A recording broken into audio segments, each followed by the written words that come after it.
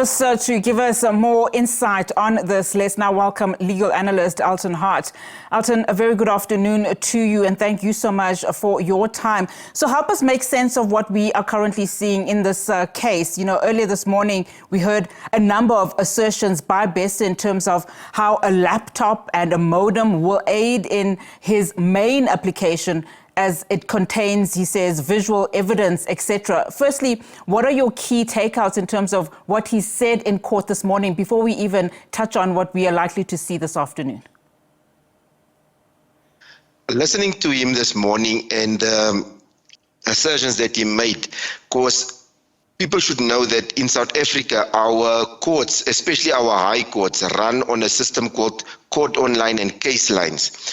Now, here you are required to actually upload documents on the system electronically. So because you have electronic links that allows you to upload your notice of motion, your answering affidavit, replying affidavit, and that's how you correspond with the court. So in order for him to actually do his defense properly, he would need access to that. And I'm now not saying he's entitled to have a laptop and internet access in his room. If he has that facilities available between 8 and 4 on a normal working day where he's supervised, and he said he's got these 2 EST guards that's 24/7 stationed outside his door, then they can easily escort him to a computer room where a scanner and typing facilities and all these things is available to him so that he can prepare for his defenses. But he does make out a good case on reasoning as to, in order for him to comply with the court rules and to comply with the court processes, he needs to have access to these electronic devices so that he can actually do his defense or conduct his defense. And also, when the opponents make available information in electronic form, the only way that you can actually look at authenticity, genuineness, and also hear what is said, maybe in a video, is to actually have an electronic device at your disposal so that you can listen to what is communicated on that piece of information or evidence. So I think on that front, he has got a good leg to stand on.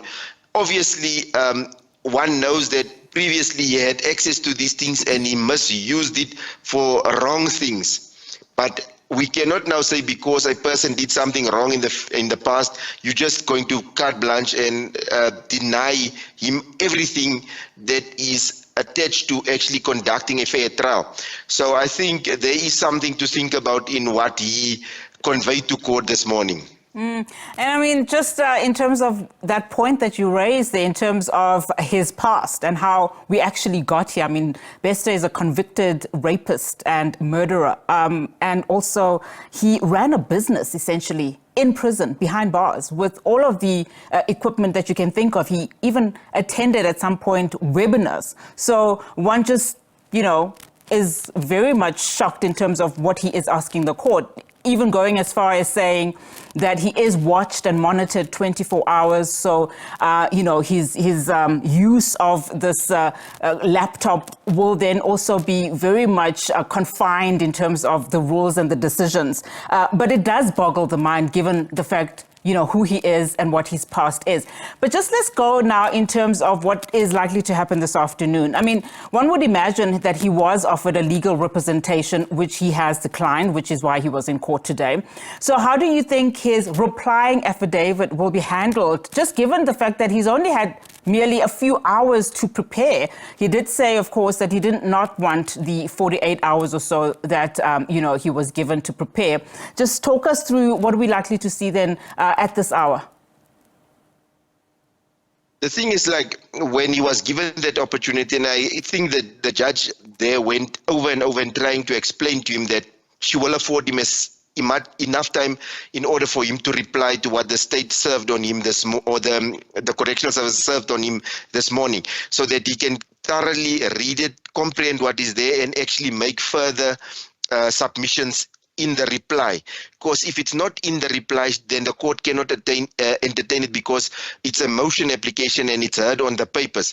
So I think he is thinking that he can just from the bar address the court on the issues that is raised by the respondents in their papers. And that's not how the process works. He's supposed to actually now draft an affidavit, get it commissioned there, and obviously his way of doing things is a little bit limited, so that he can actually draft it. It means that it will have to be handwritten, and it must be in affidavit form, and then he must get one of the police officers who's court orderlies to actually commission his affidavit, and then he submits it to court. But obviously court looks at things that is submitted on court online, so you need to really have it scanned in, then upload it onto the court online portal. So that complicates his way of doing things. But I think for him to just try and make submissions from the bar would not be wise.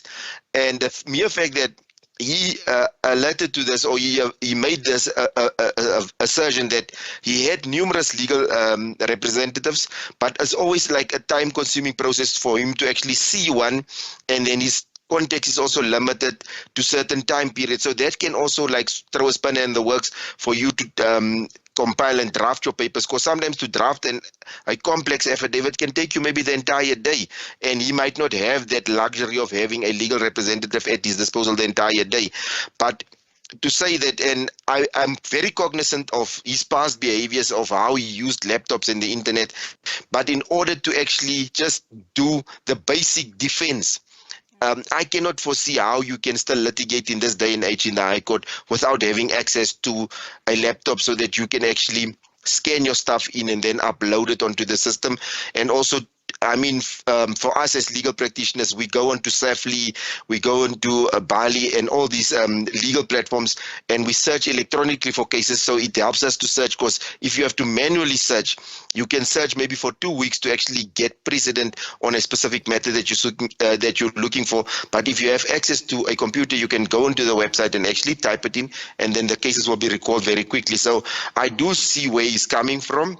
And in order for him to get a proper defense going, that he would have these devices. And I'm not saying they must now give him carte blanche on electronic devices and access to the email, to the internet. All right, let's see how that will play out. Mr. Hart, thank you so much for your time. Legal analyst Elton Hart, just giving us a sense there on what is transpiring in that Thabo Bester matter.